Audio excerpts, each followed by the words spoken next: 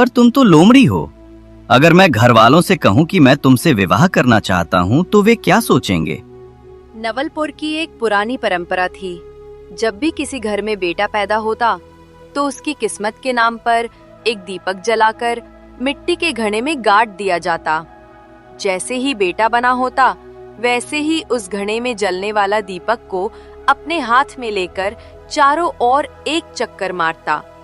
दिया जिस भी दिशा में बुझता है वो लड़का उसी दिशा में अपने लिए लड़की ढूंढने के लिए चले जाते हैं। अब चारों बेटे जवान हो चुके थे।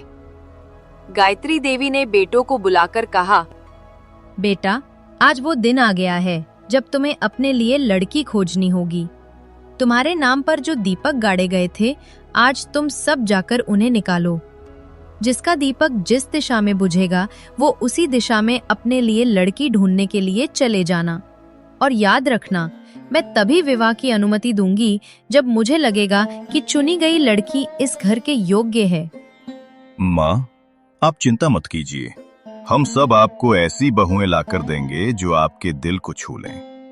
चारों भाई उत्साह से अपनी अपनी दीपक निकालने गए और बना बेटा चारों ओर एक राउंड घुमा और उसका दीपक उत्तर में बुझा। अरे, उस दिशा में सेठ की बेटी मीरा रहती है, जिसे मैं बचपन से पसंद करता हूँ, लेकिन बचपन में उसे अपने दिल की बात नहीं कह पाया। आज उसे अपने दिल की बात बोल दूंगा। दूसरे बेटे रंजीत का दीपक पश्चिम में बुझा। अरे, इस दिशा में एक सुंदर सी लड़की रहती है, लगता है वही मेरी जीवन साथी बनेगी। तीसरे बेटे रमेश का दीपक पूरब में बुझा। मैं जानता था मेरा दीपक इसी दिशा में बुझेगा। इधर तो वही टिकटॉक वाली मशहूर लड़की रहती है। लेकिन आरव का दीपक दक्षिण में बुझा और वहां था सिर्फ घना जंगल। आरव, तेरा दीपक तो जंगल में बुझा है। वहां तुझे लड़की नहीं, बस जंगली भेड़िए और उल्लू ही मिलेंगे। हो सकता है, लेकिन अगर यही मेरी किस्मत में लिखा है तो मैं उसी दिशा में जाऊंगा। आज चाहे जो हो जाए, अपने दिल की बात कहूंगा।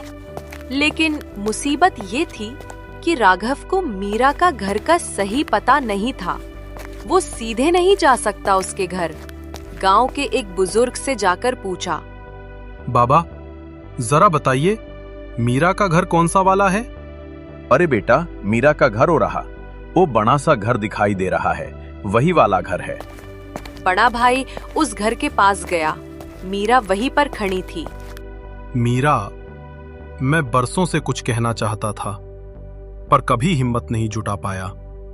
बचपन से ही तुम मुझे पसंद हो और मैं चाहता हूं कि तुम मेरी जीवन संगिनी बनो। राघव, मैं भी तुम्हें बचपन से जानती हूँ, पर तुम्हें एक बात समझनी होगी।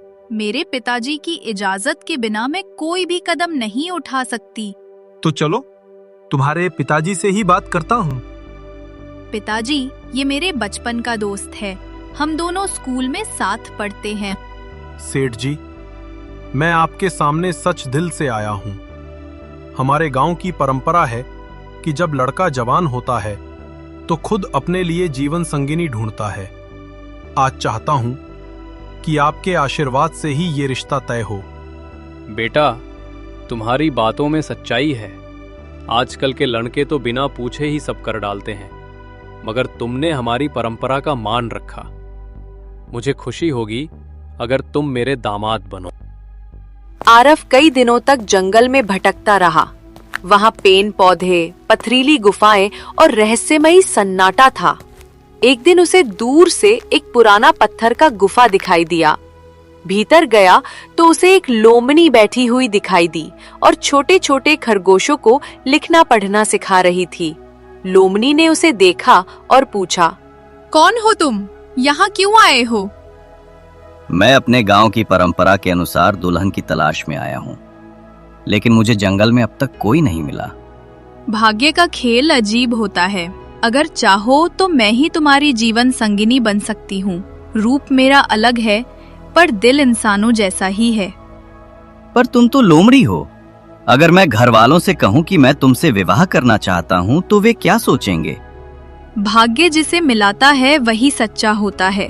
अगर तुम मुझे अपनाओगे तो मैं तुम्हें कभी धोखा नहीं दूंगी। कुछ देर सोचने के बाद आरव बोला, ठीक है, मैं तुम्हें अपनी पत्नी मानता हूँ। अब भाग्य में जो लिखा है उसको तो बदल नहीं सकते ना। सभी भाई अपने अपने लिए लड़की ढूंढ कर ले आते हैं, लेकिन सबसे छोटा भाई अकेले ही घर आया था। क्या हुआ छोटे? उस जंगल की और कोई लड़की मिली कि नहीं? उस जंगल की ओर इसे जंगली जानवर के अलावा और क्या मिला होगा?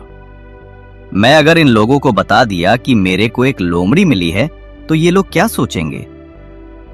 माँ मुझे एक मिली है, पर वो किसी काम की वजह से आ नहीं पाई। आप जो भी परीक्षा लेंगे मैं उनसे करवा के ले आऊंगा। अब देखना है कि तुम्हारी पत्नियां कितनी कुशल है। सब अपनी अपनी पत्नियों से मिठाई बनवा कर लाओ। तीनों भाई गर्व से बोले कि उनकी पत्नियां तो स्वर्ग जैसी रसोइया हैं। आरव चिंतित था, लोमड़ी कैसे पकवान बनाएगी। जब उसने लोमड़ी को सब कुछ बताया तो उसने अपने शिष्यों खरगोशों को आदेश दिया।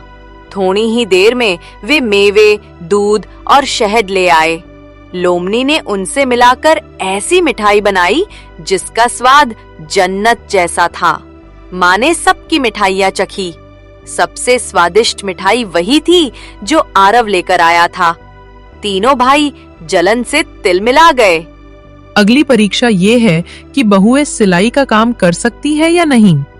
अपने अपने लिए कपड़े बनवा कर लाओ। अरे मेरी पत्नी तो लोमड़ी है, वो सिलाई कैसे करेगी? माँ ने इस बार कपड़ा बनाने के लिए कहा है, तुम कैसे कपड़ा सिलोगी? आप इस बार भी चिंता मत कीजिए। उसने अपने पंजों से इतने बारीक धागे से वस्त्र बुना कि वो चांदनी जैसी चमक रहा था। माँ ने कपड़ा हाथ में लिया तो बोली, इतना सुंदर कपड़ा मैंने जीवन में नहीं देखा। भाई लोग और भी जलन से भर गए। कुछ दिन बाद शादी का दिन तय हुआ। तुम सभी का कल शादी है, और हाँ, आरव अपनी पत्नी को कल घर ले आना। तुम्हारी बीवी को भी तो देखूं। ओह कितनी सुंदर है। आरव लोमड़ी को रथ में बैठाकर गांव ला रहा था। अचानक रास्ते में एक विशाल बाज झपटा और लोमड़ी को घायल कर दिया। हे भगवान, मेरी पत्नी को क्यों छीन लिया? तभी एक साधु प्रकट हुए। पुत्र, ये साधारण लोमड़ी नहीं है। इसे ठीक करना है तो जाओ, उस पहाड़ी के नीचे एक औषधि है, उसे लाकर इसके घाव पर लगा दो। आरव तुरंत पहाड़ की ओर भागा, पौधा ढूंढा और तुरंत ही लोमड़ी की घाव पर औषधि लगा दिया। बहुत टाइम हो गया, लेकिन लोमड़ी को होश नहीं आ रहा था।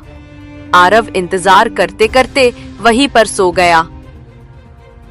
जब आरव का नींद खुला तो वो लोमड़ी वहां पर नहीं थी।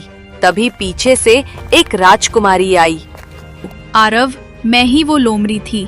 बचपन में एक दुष्ट जादूगर ने मुझे श्राप दिया था कि जब तक कोई इंसान मुझे बिना लालच के पत्नी के रूप में स्वीकार नहीं करेगा, तब तक मैं लोमड़ी बनी रहूंगी। मतलब मैंने जिस लोमड़ी को अपनाया वो असल में एक राजकुमारी थी? हाँ, और अब तुम मेरे सच्चे जीवन साथी हो। आरव राजकुमारी को लेकर घर पहुंचा। सबकी आंखें फटी रह गईं। छोटे, ये तो सचमुच राजकुमारी है। तू जंगल से इसे कैसे ले आया? बेटा, तेरी दुल्हन सचमुच राजकुमारी है। उसकी माँ सभी भाइयों का एक साथ विवाह कर देती है और वे सब खुशी खुशी एक साथ रहने लगते हैं।